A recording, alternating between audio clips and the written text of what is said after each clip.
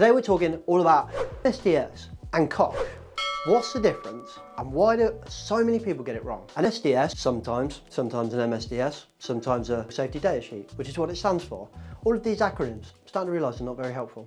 Then we've got COSHH assessments, control of substances hazardous to health. Two different things, but often confused. But both are fundamental to managing the risk of chemicals and working with chemicals in the workplace. So let's start off with then SDS, safety data sheet, is essentially like an encyclopedia of that chemical. So the key components of an SDS is broken down in those 16 different sections. And those 16 sections are general information or identification of the actual chemical, hazard identification, composition and ingredients, first aid measures, firefighting measures, accidental release measures, handling and storage, exposure controls and PPE, physical and chemical properties, stability and reactivity information, toxicology information, ecological information, disposal, transportation, regulatory information, and any other relevant information. How does this help? Essentially what the SDS is a conduit of communication from the manufacturer all the way through to the user. It communicates all of those key components, the key risks and hazards and so on, from that person that's made the chemical, that's essentially the expert of that chemical, all the way down to the person who's about to get their team to work with that chemical. So it's a form of communication, really, it's all it is. But it's important to know that it's not a COSHH assessment. They're two very different documents. They work very closely together, but there's some key differences. So what's a COSHH assessment then? Well, COSHH is the regulations all around chemicals. So COSHH stands for Control of Substances Hazardous to Health. And these are a pretty comprehensive set of regulations. But the key difference here, right, an SDS is the information about the chemical. A COSHH assessment is the assessment of how you use that chemical in your working environment. So just copying the SDS stuff into a COSHH assessment, that's not a COSHH assessment. That's just an SDS in a different template and an absolute waste of time, money and resource. The point of it is to assess what the information in the SDS is telling you, combined with what you're doing in your workplace and making essentially a risk assessment. That's a COSHH assessment. And a COSHH assessment typically involves 4 key stages. Identifying hazardous substances, so essentially you're just identifying what that is, and that a lot of that is a copying over from the SDS, so there is a bit of duplication. And then essentially you're evaluating the risks, so you're understanding how you're working with that chemical and what the risks are. And then you're deciding on appropriate control measures, again, which the SDS does guide you on. However, the SDSs tend to go sometimes a little bit over the top because the manufacturer needs to protect themselves. They don't know what you're going to do with it. So you can essentially find a more reasonable and practical way of managing that chemical given your situation. However, you do still need to make sure you're managing that risk. And this is why it's important not to just copy over, because what happens a lot of times, people copy over control measures of SDS into their COSHH assessment. They don't do those control measures. And then when something goes wrong, the solicitor's just gonna be like, you said you were gonna do it, you didn't do it, that's it.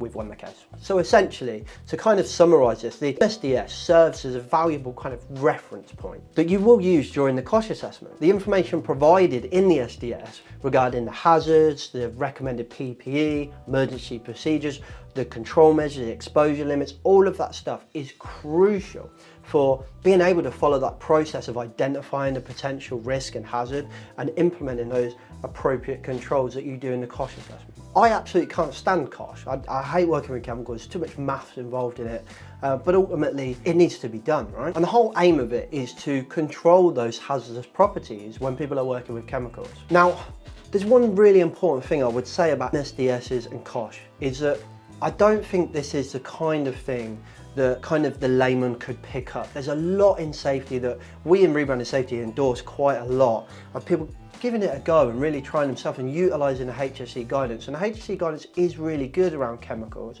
but I think even just understanding an SDS, it's quite hard to understand it, let alone converting that into a COSHH assessment. So to summarise on those points then, they're not the same thing, but they are key to each other.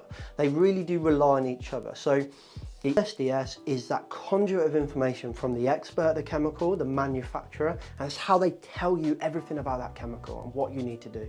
The COSHH assessment is how you take that information and manage the risk and comply with the regulations and keep workers safe whilst doing the job. Another important point, as we mentioned earlier, this is hard for the layman to do. I've been a safety professional for way over a decade and I still struggle with COSHH. I often go through and go, oh, Jesus, right, I have to go back to the HSE, I have to go back to the books that I learned from, essentially. It's a hard thing to understand. I think if you do a lot of COSHH all the time, it becomes quite easy, but most businesses actually don't really delve into COSHH that much. It's something that they look into every now and again when things change or something's gone wrong or whatever, the opportunity to improve or change the layout, change the chemical, etc. So it can actually be something that you have the skill, you do it, and then you don't do it for a long time, so you get that skill fade. Understand that for small businesses, that's a bit of a challenge because that means that you essentially need to have a consultant or a safety professional, and that might be a real hard thing to budget for. But just remember, there is a lot of guidance on the HSE and you might do well, but you could also just put yourself on some training. But ultimately, I think you are going to struggle to do a good job on COSHH without any form of training. And finally, just to reiterate, as we have many times, if you are just copy and pasting from the SDS over to the COSHH assessment, that is not a suitable and sufficient document. It may pass audits, it may pass your accreditations, but when it's under the scrutiny of the court because something's gone wrong, it will not pass and it will not protect you. And ultimately, you're not protecting the worker by doing that. The manufacturer's got no idea what your workplace is like or how you're using that chemical. So you've got to make sure you're taking the MSDS, going through that process of COSHH assessment and working out how you can reasonably practically and how you can implement some practical risk management. I hope that helps. Thanks for watching. Don't forget to check out Assessor Pro. That's our app. We think it's the best app out there for risk assessments, method statements. Call it method statements, you could call it procedures, you could call it whatever. Don't forget to check out RiskFluent if you'd like to learn more about our consultant, if you need some help with COSHH, you need some help with anything on safety. Maybe you're trying to change behaviours, improve behaviours, change culture, whatever it is. Check out riskfluentltd.com for consulting and riskassessor.net for the app. Thanks for watching. Catch you next week. Safe.